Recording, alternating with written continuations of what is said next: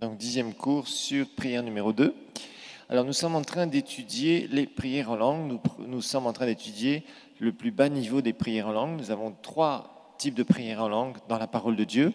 Ça va être, 3 types, pas de prières en langue, 3 types de prières dans l'esprit, pardon. La prière en langue numéro 1, la prière de supplication numéro 2 et la prière d'intercession numéro 3. Je sais, les super spirituels, vous attendez la prière d'intercession. Ne vous inquiétez pas, on va vous expliquer ce que veut dire réellement cette prière qui souvent, ce mot intercession ne veut plus rien dire maintenant.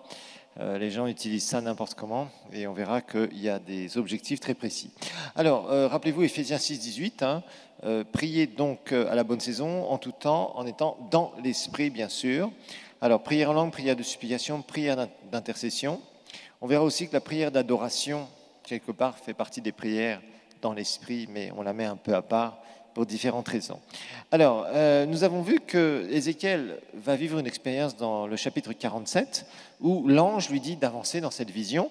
Et il a d'abord de l'eau jusqu'aux chevilles, ensuite il avance encore de 500 mètres environ, et il a de l'eau jusqu'aux genoux, encore 500 mètres, il a de l'eau jusqu'à la taille, et là, ça commence à bouger sérieusement, il commence à perdre pied un peu, il est là, il sent le courant très fort, et s'il continue, il est embarqué dans le flot. Alors évidemment, tout ça c'est un symbole du Saint-Esprit, et je vous ai montré qu'il y a différentes dimensions dans les choses de l'Esprit. Alors, la prière en langue, c'est issu bien sûr de notre baptême du Saint-Esprit, puisqu'on voit que quand on parle des langues, obligatoirement on parle du baptême du Saint-Esprit. C'est connecté ensemble. Nous l'avons vu dans le baptême du Saint-Esprit, dans Éveil spirituel, vous avez eu tous les cours là-dessus. Et on voit que ce parler en langue, il est utile, il est très utile. Et nous les avons regardés dans 1 Corinthiens 14, au verset 2.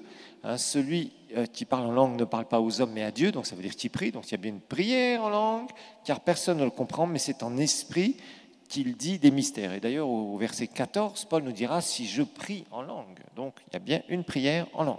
Il n'y a pas de souci, on a bien compris ça.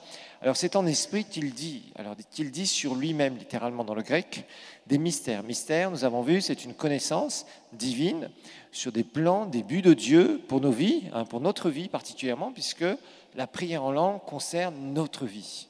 La prière en langue n'est pas quelque chose que vous pouvez pratiquer pour quelqu'un. Vous ne pouvez pas parler en langue à quelqu'un, il ne va pas vous comprendre, il va dire « je ne comprends pas, no comprendo, I don't understand ». Okay? Donc, sin la conva. En fait, on s'aperçoit que beaucoup de gens sont là et utilisent mal la prière en langue. Et la prière en langue est un très bel outil que nous devons apprendre à utiliser. Donc, nous parlons des mystères sur nos vies.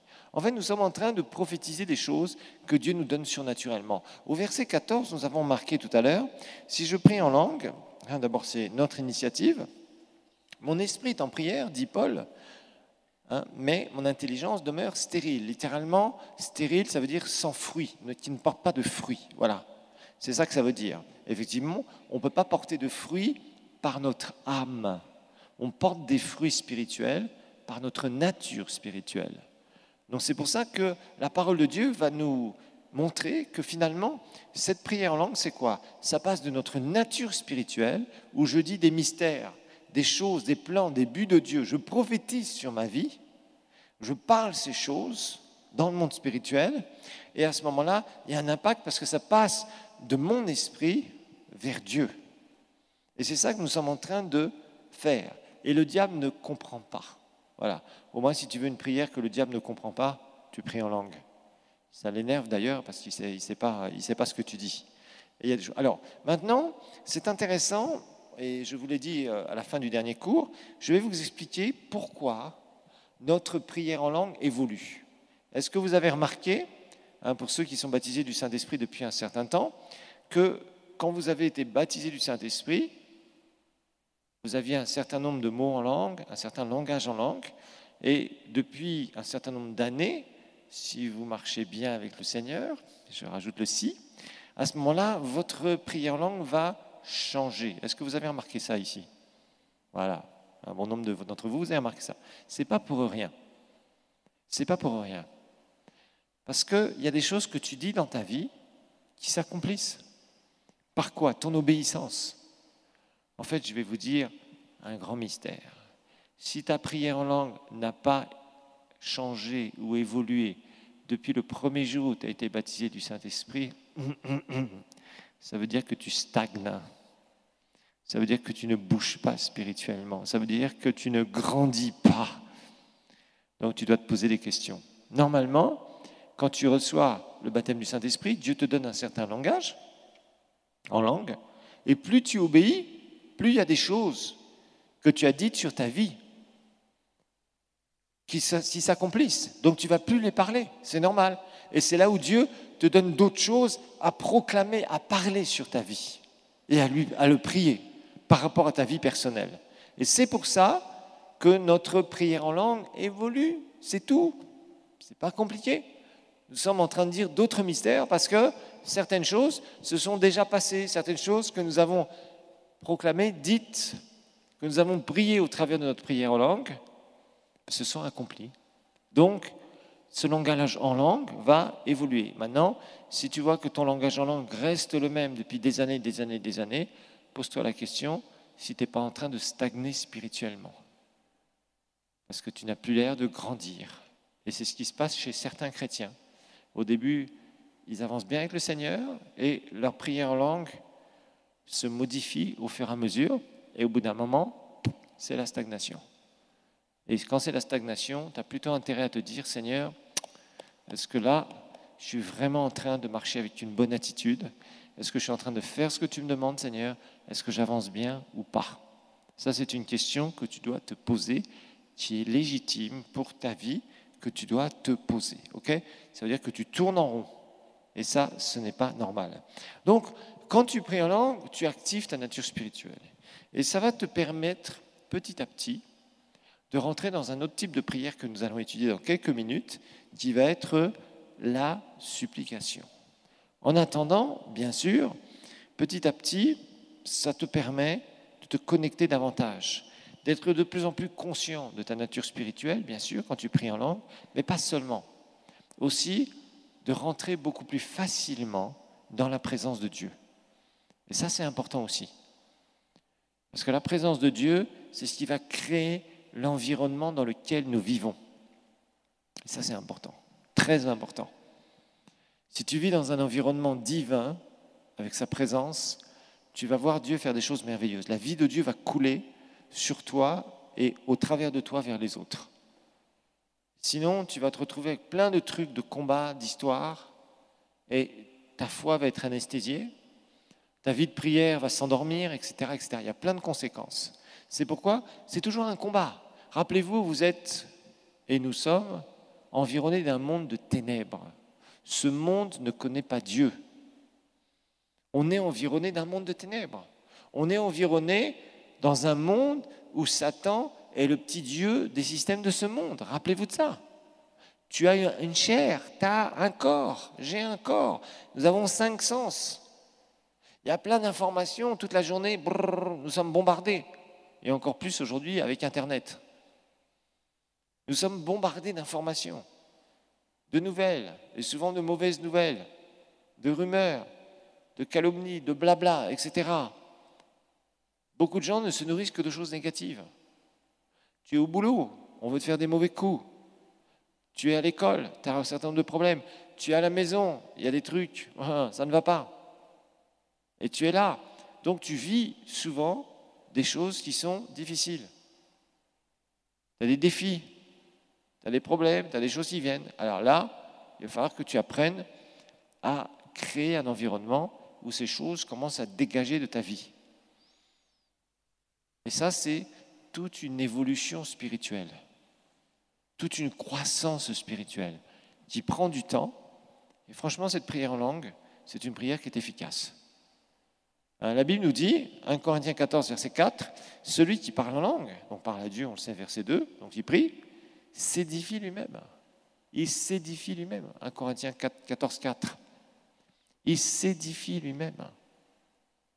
Littéralement, verset 4, merci.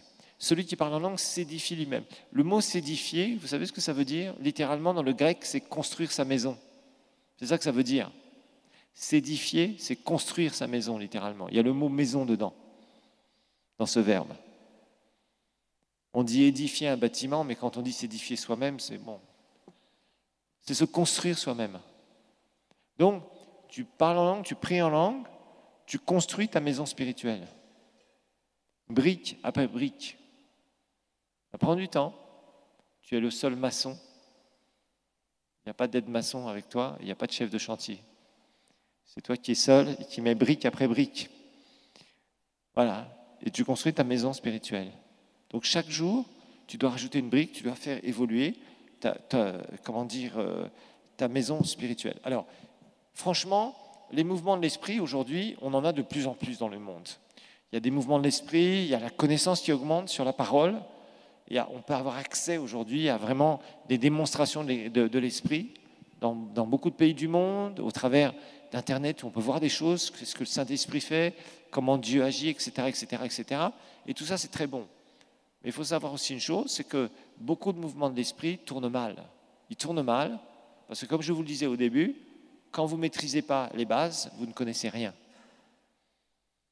Vous ne connaissez rien. Si vous ne maîtrisez pas les bases de la vie de l'esprit, vous ne connaissez rien dans les choses de l'esprit.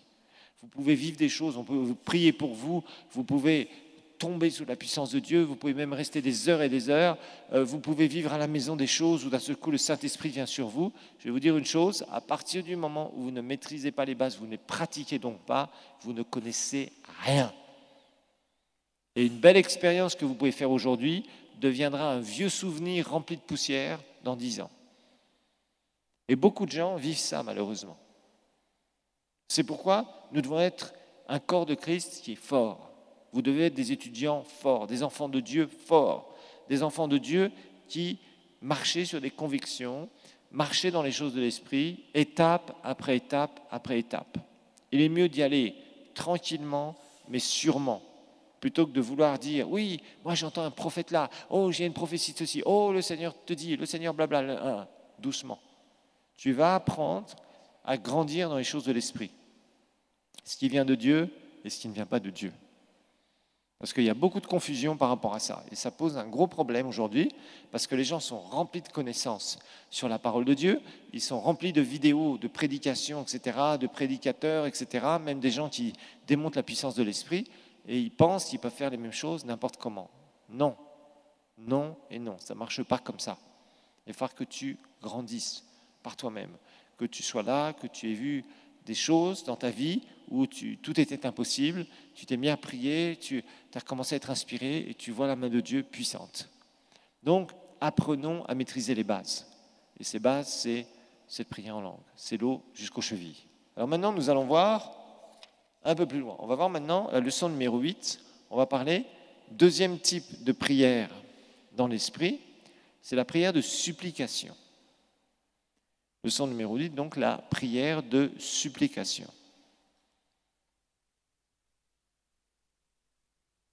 Et là, on va regarder un texte dans 2 Timothée 2.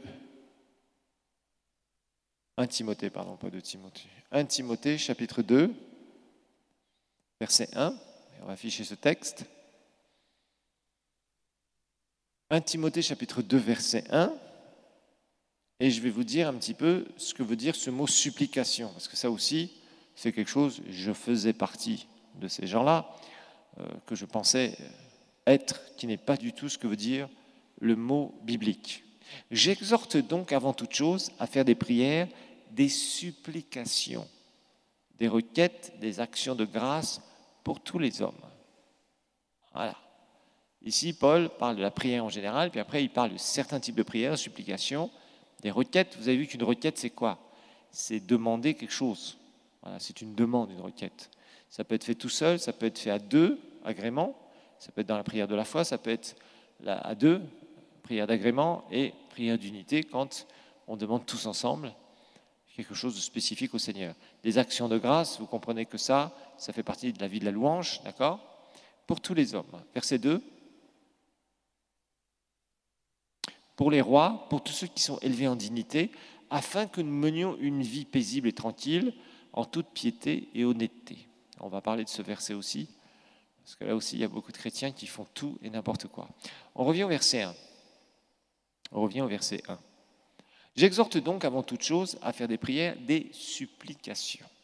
Alors nous allons donner la définition de ce qu'est la supplication. Parce que vous savez, quand on parle de supplication, en tout cas en français, on a tendance à penser à un verbe, au verbe supplier. Hein, et supplier, c'est l'enfant de la rue qui fait « Saïdi à papa, Saïdi, maman, maman hein. ». Bon, il essaye toujours de montrer à un gamin dans la rue, un enfant de la rue, il va essayer de montrer que tout le malheur qu'il a pour essayer de soutirer quelque chose. Supplier, c'est toujours quelqu'un qui vient en quémandant, qui demande, en faisant des pressions psychologiques, en montrant qu'il est triste, malheureux, démuni de tout, et donne-moi. Voilà, le mendiant qui demande. Voilà. C'est ça nous fait penser à ça. Et en fait, c'est faux.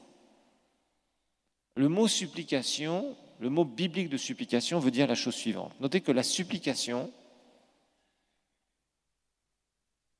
est une prière sincère.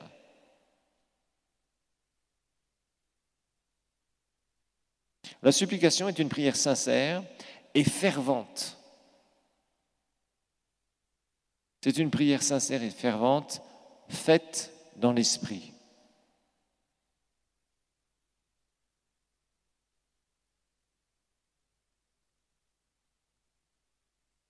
C'est une prière sincère et fervente faite dans l'esprit. On va expliquer tout ça, bien sûr. Bon, vous avez remarqué, dans votre vie spirituelle, parfois vous avez un sujet particulier pour lequel vous voulez vraiment une intervention divine. Ça peut être, je ne sais pas, pour des finances, ça peut être pour la guérison divine, ça peut être pour quelqu'un avec qui vous voulez vous marier, ça peut être, vous n'avez pas d'enfant et vous n'arrivez pas à en avoir, ça peut être pour plein de choses, d'accord ? Ça peut être pour vraiment rencontrer les bonnes personnes pour faire du business, pas trouver n'importe qui, etc., etc. Alors, il y a des fois, on essaye de se mettre dans la foi. Vous avez remarqué, tu es là, il y a un sujet particulier, tu essayes de te mettre dans la foi, de trouver les versets bibliques, tu es là, tu dis, bon, la parole de Dieu dit ça, je vais reméditer sur ça, je vais voir un petit peu comment m'attacher, vraiment, sur quoi je vais appuyer ma foi. Et ça, c'est bien. Mais il y a des fois, on vous demande des choses et en fait, on essaye de prendre la situation et de raisonner sur la situation. On essaye de se dire, bon, j'ai prié comme ça la dernière fois, ça a marché, la fois d'avant aussi. Cette fois-ci, je vais faire le même genre de prière. Je vais prier dans la foi et le Seigneur va faire quelque chose. Et tu es là, tu commences à te mettre dans la prière, tu essaies de motiver ta foi et tu sens qu'il y a un truc qui ne colle pas. Mais comme tu as l'habitude, tu dis, voilà, dans le nom de Jésus, je le déclare, papa. Et plus tu le fais, plus tu vois qu'il y a quelque chose qui ne tourne pas. Ça nous arrive à tous. Je pense que si vous avez un peu d'habitude dans la prière, vous vous êtes aperçu que des fois, utiliser la foi directement n'est pas la réponse à tout. Vous voyez, il y a des moments où on doit utiliser notre foi, on doit pratiquer cette foi, mais il y a des moments aussi où tu dois avoir une direction dans la prière. En fait, la supplication, c'est d'abord savoir comment prier pour une situation. C'est ça qui est important, c'est le comment prier pour une situation donnée. Et des fois, on ne comprend pas. Comment prier pour une situation donnée? Ça fait partie de la supplication. Parce que la Bible va nous révéler quelque chose. Romains 8, 26. Là, on va commencer à aller beaucoup plus profondément dans les choses de l'esprit. Je vais vous le dire. Je vais vous montrer des choses là de plus en plus profondes dans ces derniers cours. Parce que vous savez, dans la prière, ça peut aller très, très, très loin. Ça peut devenir très profond. Romains 8, 26, regardez bien. De même aussi, l'Esprit nous aide dans notre faiblesse. La faiblesse, c'est-à-dire le manque, je dirais, manque de connaissance sur la situation. C'est ça ici la faiblesse. La faiblesse, c'est pas « Ah, je suis fatigué, je me sens faible ». Non, ça n'a rien à voir. Ici, cette faiblesse, c'est en fait, tu manques d'une connaissance divine sur la situation pour laquelle tu veux prier. C'est ce manque de connaissance divine sur la situation pour laquelle tu veux prier. ce manque de connaissance divine sur la situation pour laquelle tu veux prier. Tu es là, tu pries, tu essaies d'accrocher ta foi, il y a un manque de connaissance divine. Ce manque de connaissance divine par rapport à ta situation. En fait, tu as envie de prier comme ça, mais il y a quelque chose qui te manque. Voilà, c'est tout. Et la Bible nous dit, c'est Paul qui nous dit, le Saint-Esprit nous aide justement. Et il va nous dire juste après, car nous ne savons pas ce qu'il convient de demander, bien sûr dans certaines situations, dans nos prières. Il y a des moments où tu ne sais pas comment demander.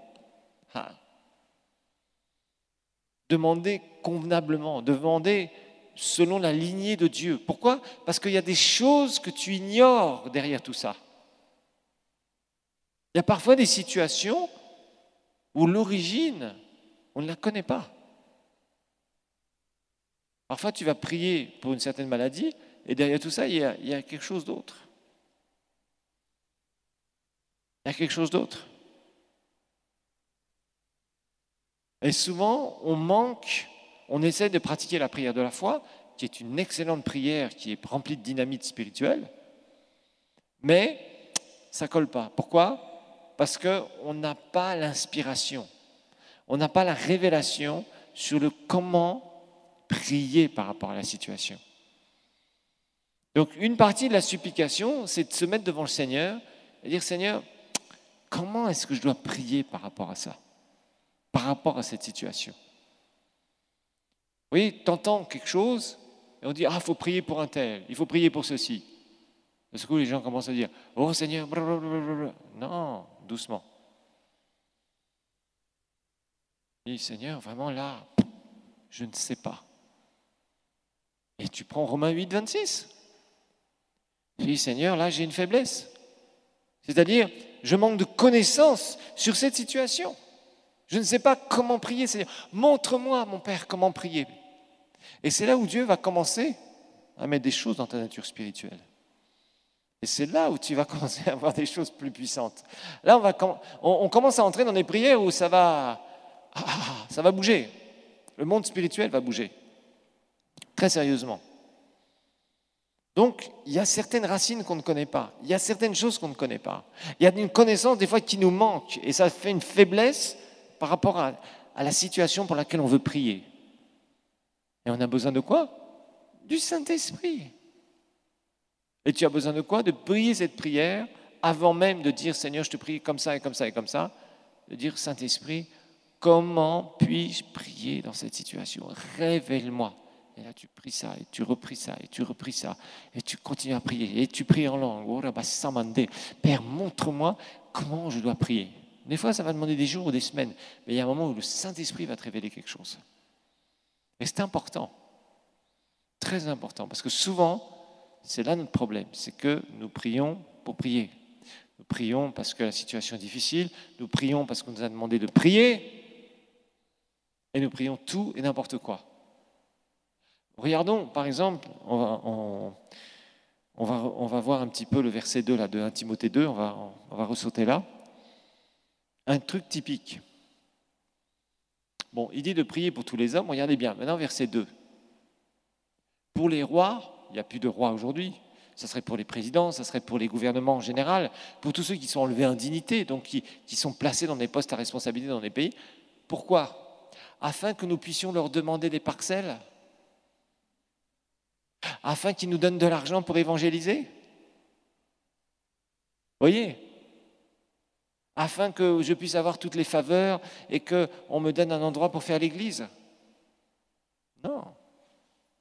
Afin que quoi ? Nous menions une vie paisible et tranquille, en toute piété et honnêteté. Ça veut dire qu'on puisse exercer notre foi librement, qu'on puisse évangéliser, que l'on puisse, nous, l'Église de Dieu qui construisons le royaume de Dieu, ne pas être dérangés parce qu'il y aurait un gouvernement ou un autre qui nous empêcherait d'avoir une liberté du culte.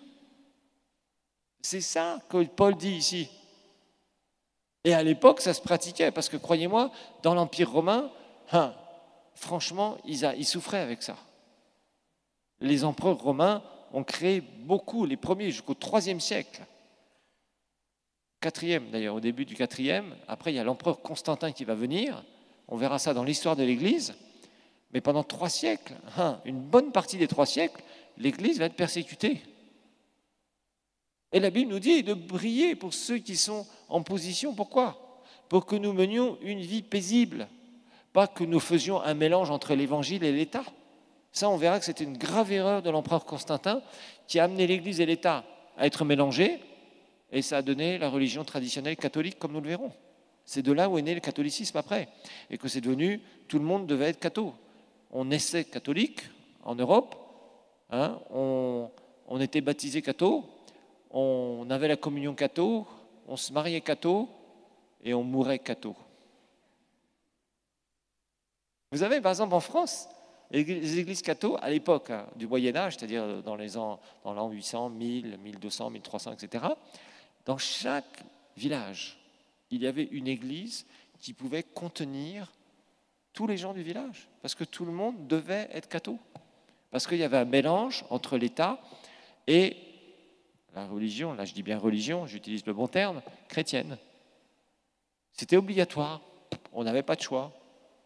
Ça n'empêchait pas d'avoir des gens qui faisaient de la sorcellerie, il y avait des sorciers, il y avait toutes sortes de gens, mais ils allaient à l'église toutes les semaines, et tous les jours des fois. Et le curé faisait l'école dans l'église. On faisait tout. On était catho et de la racine des ongles, de la tête aux pieds, quoi. Voilà, c'est tout. C'était comme ça que ça marchait. On verra pourquoi c'était devenu ça. Donc ça va nous intéresser. Vous savez, dans l'histoire de l'Église, il y a des choses intéressantes. On va voir ce que des gens ont fait, pourquoi il y a des choses qui ont été tordues, comment des gens se sont rattrapés après, qu'est-ce qu'il y a eu, des conflits qu'il y a eu entre le vrai évangile et le faux évangile, etc., etc. Vous voyez? Bon, mais la Bible nous dit clairement que si on prie pour un pays, si on prie pour des autorités en place, on n'a pas prié n'importe comment. Moi, je me souviens, à l'époque de la guerre, les gens priaient « Oh Dieu, donne-nous la paix ! Oh Dieu, donne-nous la paix !» Alors je disais aux gens qui priaient ça, parce que Dieu nous a donné la guerre. Vous voyez, les gens priaient n'importe quoi. Des fois, ils étaient déçus de leur prière. Ils priaient, ils voyaient la situation s'empirer. Alors Dieu ne répond pas à nos prières. Vous voyez ce que je veux dire? Comme si Dieu envoyait la guerre.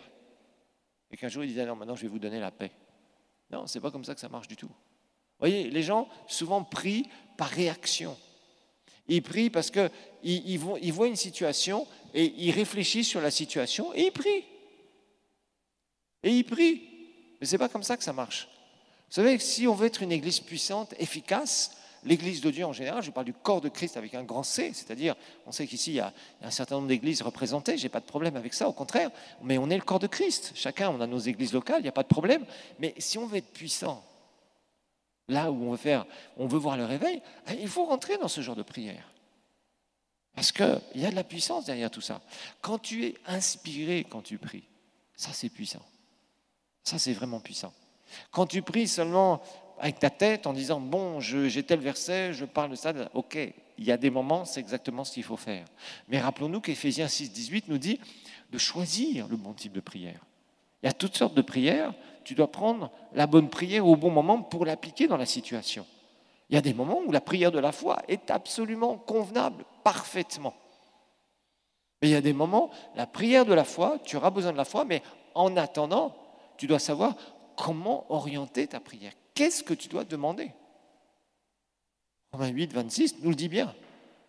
Alors maintenant, regardons ensemble Matthieu 6, 6 encore. Vous voyez, Matthieu 6, 6, on revient dessus. Matthieu 6, 6 nous dit de fermer la porte. Alors, rappelez-vous que c'est se fermer au monde qui est autour de nous. Donc, je reviens un peu en arrière avec la prière en langue, parce que vous savez, les prières fonctionnent main dans la main aussi. C'est pas, par exemple, dans ta vie de prière, il y a un moment où tu peux te mettre à prier en langue, tu utilises cette prière dans l'esprit, puis juste quelques minutes après, tu commences à louer Dieu, tu commences à utiliser, donc à pratiquer la prière de louange et d'adoration. Puis après, tu commences à prier la prière de la foi, par exemple, par rapport à certains sujets. Puis il y a d'autres sujets dans lesquels tu rentres dans ta vie de prière, dans le même temps de prière, que tu peux avoir 30 minutes, 15 minutes, 20 minutes ou plus. Et n'essayez pas de jouer à passer, dire je passe des heures et des heures dans la prière. Fais à la mesure de ta croissance. Moi, il y a des fois des gens, ils me disent qu'ils ont passé 4 heures dans la prière, ou 3 jours de jeûne et prière. Et quand on regarde ce qui sort de leur bouche quand ils ont fait leur jeûne et prière, ils sont dans la défaite. Ils vous racontent que le diable est très fort. Je me demande si pendant 3 jours, tu fais 3 jours de jeûne et prière, et après tu dis, ah pasteur, le diable il est fort, hein, j'ai fait 3 jours de jeûne. Je ne sais pas qui rencontre ces gens, mais ce n'est pas le Seigneur, franchement. Si vraiment tu as fait 3 jours de jeûne et prière, mais tu es rempli de victoire, non? Et de puissance. Si c'est vraiment du jeûne et prière et que tu es vraiment rentré dans la prière. Vous voyez? Bon, donc, n'essayez pas de jouer les super spirituels. Et certains d'entre vous, vous avez du nettoyage. Moi, un jour, c'est ce que j'ai fait. J'ai tout nettoyé. J'ai dit, Seigneur, on nettoie toute la table. Et je recommence. Alors, je priais peu de temps, mais je mettais en pratique ce que j'avais appris. Vous voyez, le mieux, c'est de nettoyer. Hein. Si vous êtes complètement tordu avec votre vie de prière, là, vous êtes en train d'avoir un enseignement que je vous conseille d'écouter, de réécouter. Vous avez les vidéos sur Internet, n'hésitez pas à les regarder, à les re-regarder sur la chaîne YouTube de Libre. Profitez-en, reprenez votre syllabus, mais pratiquez, que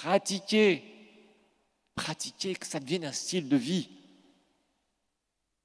Ne soyez pas des gens qui disent, voilà, moi, ok, maintenant je sais, j'ai appris les différents types de prières, c'est bon, j'ai passé l'examen. Non, l'examen, c'est la vie. L'examen, c'est pas avoir une note, même si le jour du jugement, nous l'aimons bien. Et que le mur des lamentations se trouve là-bas sur les résultats de vos examens. Mais ce n'est pas l'objectif numéro 1, vous le savez, je vous l'ai expliqué. Même s'il y a de la discipline, et nous devons avoir la discipline. En tout cas, une chose est sûre, c'est que se fermer au monde naturel, tu commences à prier en langue. Et plus tu vas prier en langue, plus tu vas te connecter, tu passes du temps avec la parole, tu arrêtes un peu de prier en langue, tu passes du temps avec la parole. Des fois, quand tu commences à prier en langue, il y a quelque chose qui va monter de ton esprit, qui va te diriger vers des versets bibliques. Profite, tu cherches dans la parole, Si tu ne sais pas où est le verset, il y a ce qu'on appelle les concordances, c'est-à-dire à partir de mots, tu peux retrouver facilement des versets.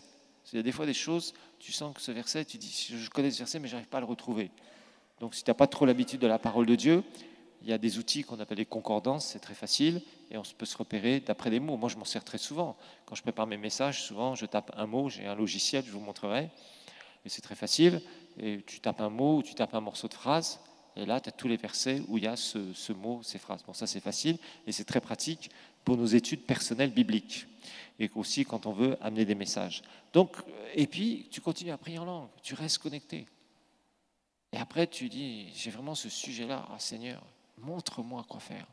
Comment je peux prier par rapport à ça? Donc, c'est là où la présence de Dieu commencera à venir de plus en plus dans ta vie. Il va y avoir des choses qui vont se produire. Et il y a des moments même où de ton esprit va sortir des choses. D'un seul coup, des paroles que tu vas parler par rapport à une situation particulière. Parce que ne vous faites pas d'illusions. Tant que vous êtes sur le terrain de votre âme, vous ne serez pas efficace dans la prière. Ça, je tiens à vous le dire. Tant que vous êtes dans le domaine de l'âme, c'est le domaine des 5 sens. Je crois que c'est Kenneth Hagin qui disait ça.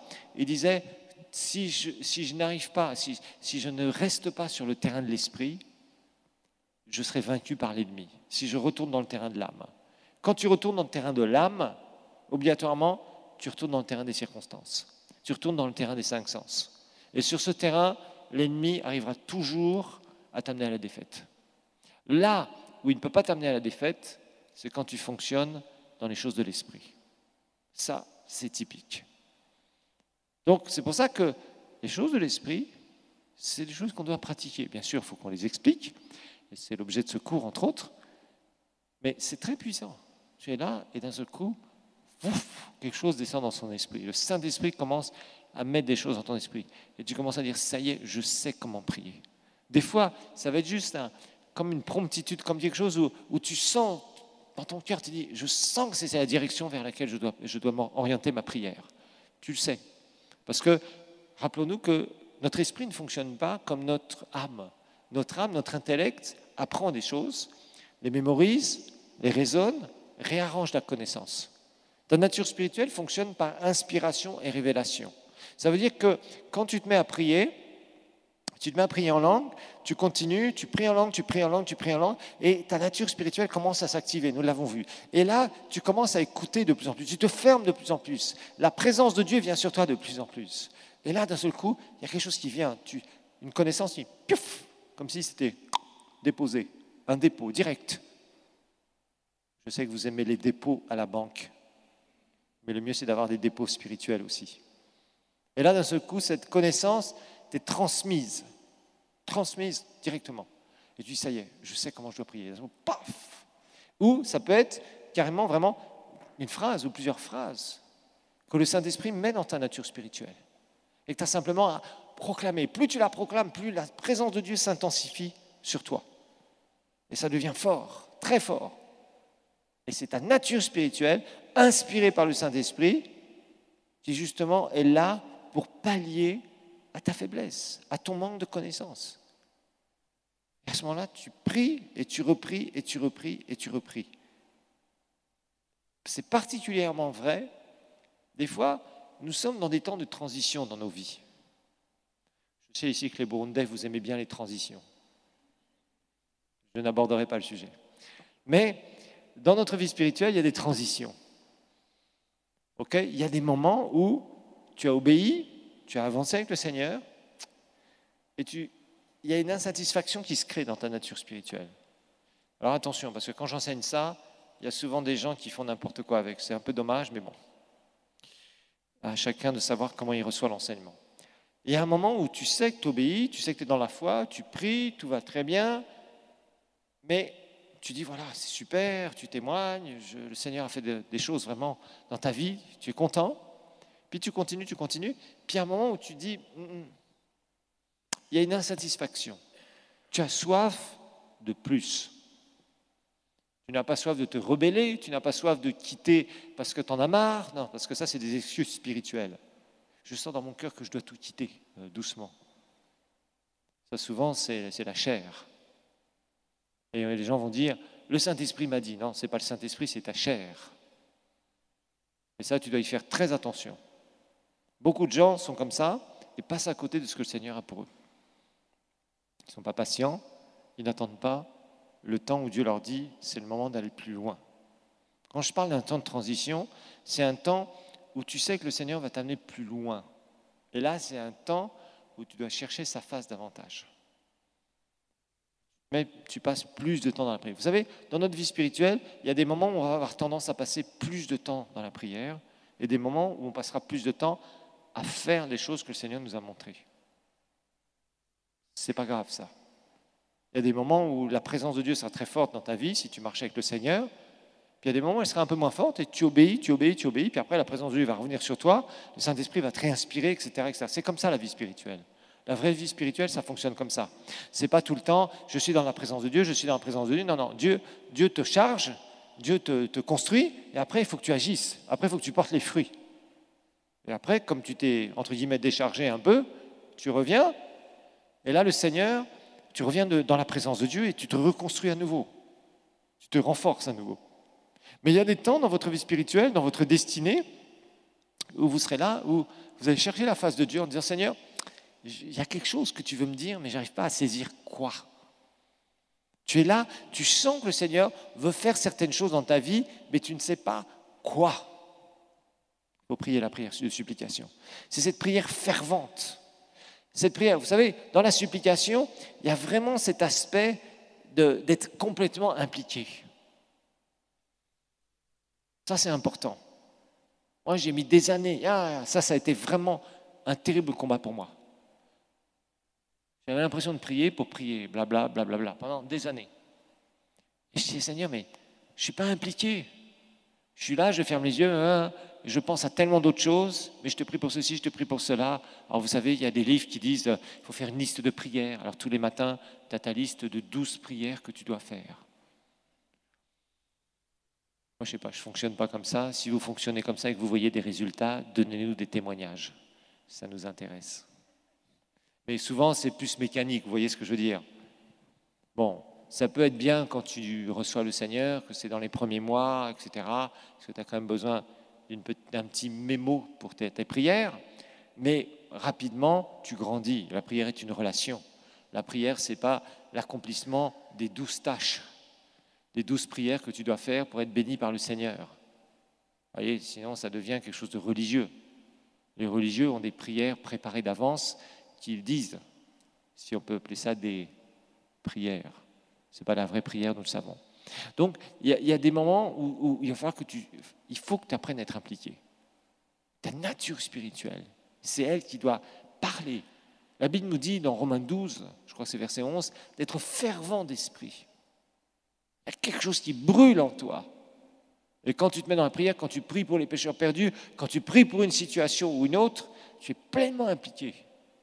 Ton esprit a envie de dire, de proclamer, de crier très fort dans le monde spirituel et de voir les choses s'accomplir.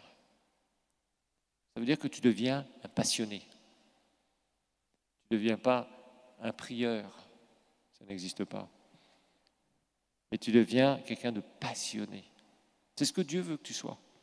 Tu es là, tu as des objectifs, il y a des choses des fois que tu ne sais pas, que tu ne comprends pas, tu as besoin de l'aide du Saint-Esprit, et c'est là où vraiment dans ta nature spirituelle, tu es impliqué, tu as envie de voir les choses, tu veux que ça bouge. C'est comme il faut que ça se passe. Si ça ne se passe pas, tu vas être la personne la plus frustrée de la terre. Et ça c'est bon, ça veut dire que tu as soif.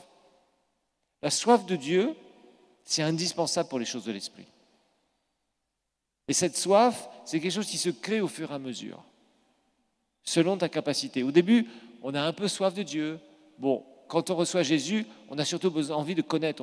On entend un truc, on dit, ça veut dire quoi? L'enlèvement? Jésus va revenir? J'ai jamais entendu ça, j'aimerais savoir. Jésus guérit, j'avais entendu, je pensais que c'était des trucs bizarres. Ah bon? Vous voyez, le nouveau converti, lui, c'est un bébé qui a envie de tripoter à tout. Un peu comme un bébé qui veut jouer et qui trouve un jouet et puis après il dit tiens j'ai envie de ça, j'ai envie de ça, j'ai envie de ça. On a beaucoup de bébés spirituels qui se prennent pour des grands spirituels aujourd'hui, qui veulent connaître tout sur tous les sujets et qui finalement ne pratiquent rien. Rappelez-vous, ce n'est pas ce que vous connaissez qui est important, c'est ce que vous pratiquez, ce que vous vivez qui est important. C'est ça l'important. Tu peux avoir toute la connaissance et quasiment ne rien vivre, ou vivre dans des illusions spirituelles avec des belles phrases, mais ne rien vivre, d'amener aucune âme au Seigneur, de voir aucun exaucement de prière presque, quasiment, dans ta vie spirituelle. Ce que tu portes comme fruit dans la prière, c'est ton niveau spirituel. Ce n'est pas tes belles paroles, ce n'est pas tes connaissances bibliques, ce n'est pas le nombre de versets que tu connais. C'est ce que tu vois de la part du Seigneur, comment il répond par rapport à tes situations et par rapport aux gens pour qui tu pries. C'est ça qui est important. C'est absolument fondamental. Alors, c'est là où il va y avoir une notion que je vais vous donner pour cette prière qui est quelque chose de très important. C'est de faire naître des choses dans l'esprit. On va voir cette notion qui est une notion très, très, très importante. C'est faire naître quelque chose dans l'esprit. Ça, c'est des secrets qui sont tellement importants dans la prière.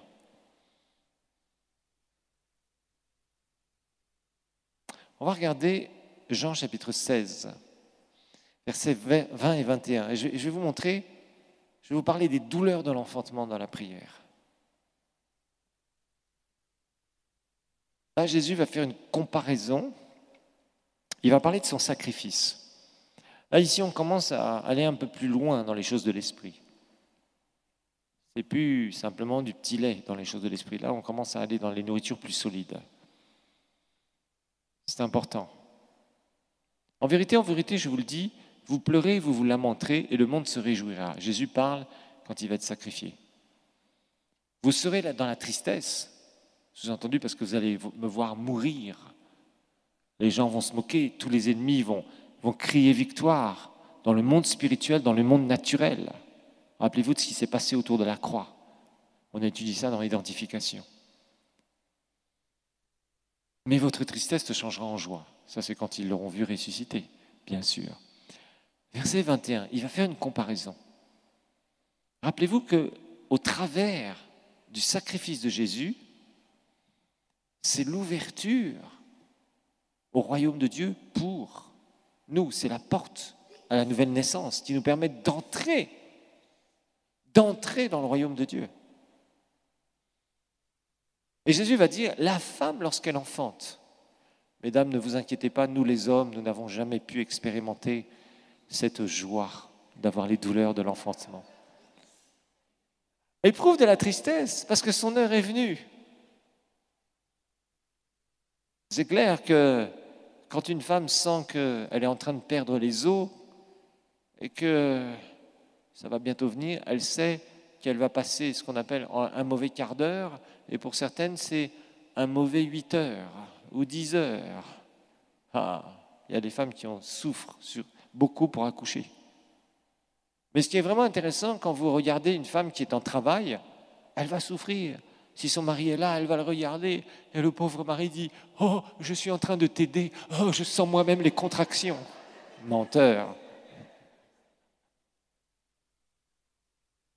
Menteur. Et il est là, il la soutient, mais il peut rien pour elle. C'est normal. Elle est là, elle sent ses contractions, elle a perdu les os, tout ça, elle est sur la table d'accouchement. Ah, et elle sait que ça va arriver. Et on lui dit, Madame, poussez. Et vous la voyez transpirante. Et au bout d'un moment, elle repousse, ça lui fait mal, elle hurle. Le pauvre mari, il se dit, il faudrait que j'aille à l'extérieur, je vais m'évanouir.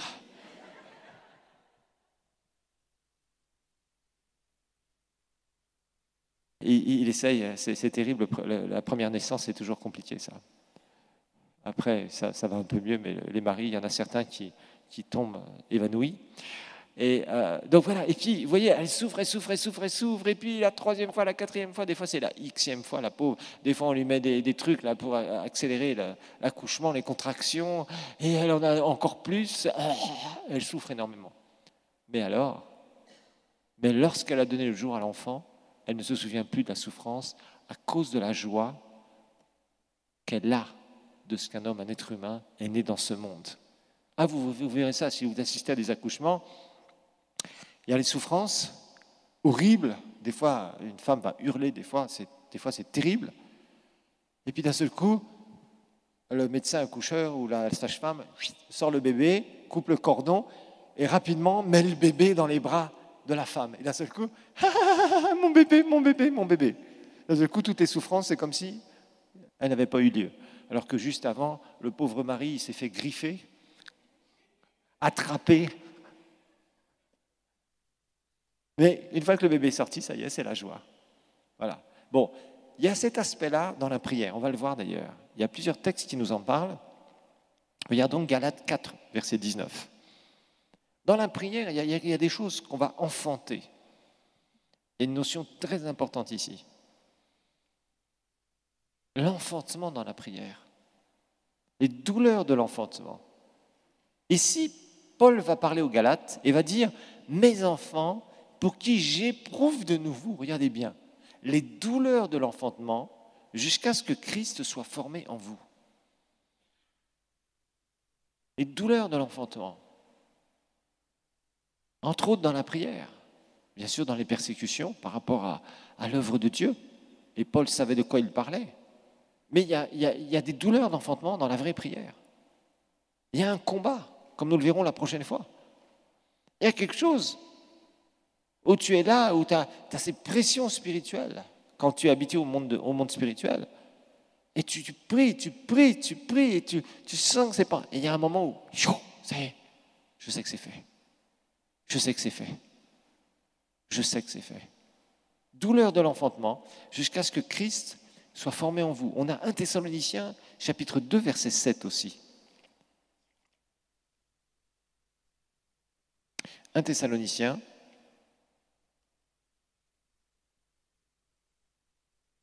chapitre 2, verset 7, et 1 Thessaloniciens 2, 7. Paul va parler. Nous avons été pleins de douceur au milieu de vous, de même qu'une nourrice prend un tendre soin de ses enfants. Verset 11. Vous savez aussi que nous avons été pour chacun de vous un père, ce qu'un père est pour ses enfants. Tellement vous étiez chers. On voit cet aspect. L'apôtre Paul va nous parler d'un certain nombre de choses. Il va nous parler du combat dans la prière. Et tout ça, ça va être en rapport avec la supplication et aussi avec l'intercession. Là, l'intercession, on verra que c'est un domaine où on est envahi par la présence de Dieu et où on va prier surtout pour les inconvertis. On verra que l'intercession est dirigée pour la prière, pour les inconvertis, quand on va dans la bataille spirituelle, quand nous allons évangéliser. C'est ça qui fait la différence. On verra comment porter des fruits et comment prier et quand est-ce qu'on peut être des fois envahi par la puissance du Saint-Esprit par rapport à certains sujets et par rapport à ce combat des âmes perdues auxquelles vient la Christ. Que le Seigneur vous bénisse.